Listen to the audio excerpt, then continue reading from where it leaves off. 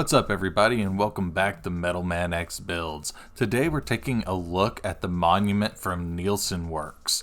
Now this massive kit comes in at 30 centimeters and is a testament to what the third-party marketplace is able to produce. In the box you're going to get a ton of things, and for the price point you cannot beat this kit. Now I have done a lot of modifications on this with LEDs, which I got from Evandesigns. Make sure to check them out in the description. Fantastic company. Now just to show you how big this kit actually is, I'm going to put the 1/100 scale RX-78 Gundam The Origin next to it, and you're going to see it absolutely dwarfs that kit. So make sure you have plenty of area on your shelf in order to display this beautiful thing. Alright, so one thing I'm not going to do is I'm not going to take it off the stand like I normally do. Number one, this thing is massive. Number two, with the LEDs installed, even though it is detachable, I do want to keep it on the stand for this review. Alright, so moving on to some areas that I want to talk about. Now this kit is based off of the Tallgeese from Gundam Wing, and Nilson Works has done a fantastic job of recreating this design and updating it and giving it its own flair. So this is called the repair type. Now, some areas of concern with this kit are in the shoulder pieces. Yes, you are going to get fantastic articulation throughout the entire body of this kit with sliding pieces and little gimmicks everywhere. But the biggest area of concern that I had when building it was in the shoulders. You're definitely going to want to sand down the pegs in the shoulder pieces because they are not going to want to fit. This is probably the biggest area on the kit that really needs a bit of modification, and I hope that they do fix it in future releases. Even with sanding it down though, you're still going to be able to hold the weapons quite well. So don't worry too much about that. It's more about making sure that you get the proper fit. So kind of taking a look at the back of the kit, we find the big thrusters that the Tallgeese is so known for. This is a big departure from the original design of the Tallgeese, but definitely something that this kit has knocked out of the park. Absolutely fantastic articulation with the pieces on here, as well as just being really clean.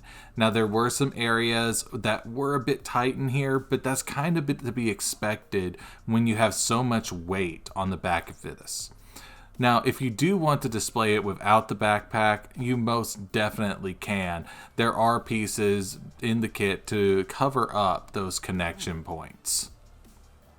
So next up, let's take a look at the iconic Dober Gun.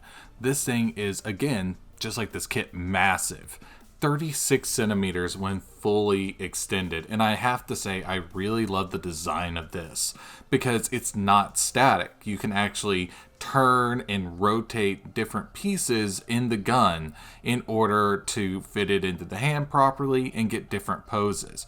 You can also reconfigure it in different ways by extending the barrel or moving these white pieces up here at the top. So be careful though, these can pop out a little bit, but they're easy enough to put back in. And of course the question for everybody is, can it be held on without using the hands? And yes, the arms attached to the shoulders do a fantastic job of holding this gun, so you don't have to worry about it. Now moving on to the opposite side here, we have a beam saber. So you do get two of these, and they are really pretty. They're in this sparkly plastic, which is really kind of cool, and they're held in on the back of the shield. One complaint I do have about these beam sabers is they don't have any kind of connection point in the hand, so they are a little bit loose in there, but I don't think it's such a big deal that it's like a game changer or a deal breaker, excuse me, because they do hold in pretty well. So I want to take a look at the shield. Now this is so iconic for the Tallgeese, and I love the updates that they have made on this with the missile pods, and they're really easy to move around. In fact, it's one of my favorite upgrades that they have done for this kit. I think it brings a whole new militaristic level to it and gives a little bit more purpose to that shield. And not just the updates, but also the design that they have done. They did a fantastic job of really kind of giving you a lot of detailing on this shield, especially in the back. I'm going to pull that off for you guys so you can see that a little bit more up close.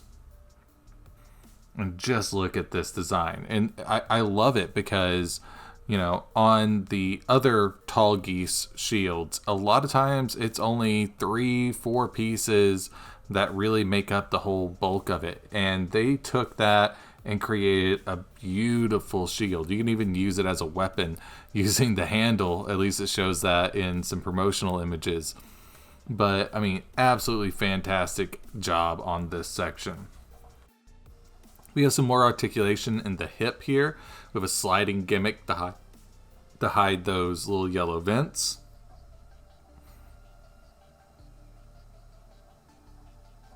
Those were a bit of a pain to put in just because they peg into the legs, and I had a hard time getting those to peg in. There are some areas on this kit that you have some very tight fittings. I'm just going to be completely honest with you. So make sure to take your time when building this. So showing off some of the modifications I've done to this kit, I've added some LEDs in the head, as well as in the backpack and the side skirting and legs. So this is definitely some of the most extensive LED work that I have done on a kit, especially with the wiring, trying to keep as much of it hidden as possible, and it came out absolutely fantastic. Thank you again, Evandesigns, and those that joined me on the live stream. If you're interested in seeing the process, how I did this, for the most part, I captured it on the live streams, so make sure to check those out when you're done watching the review.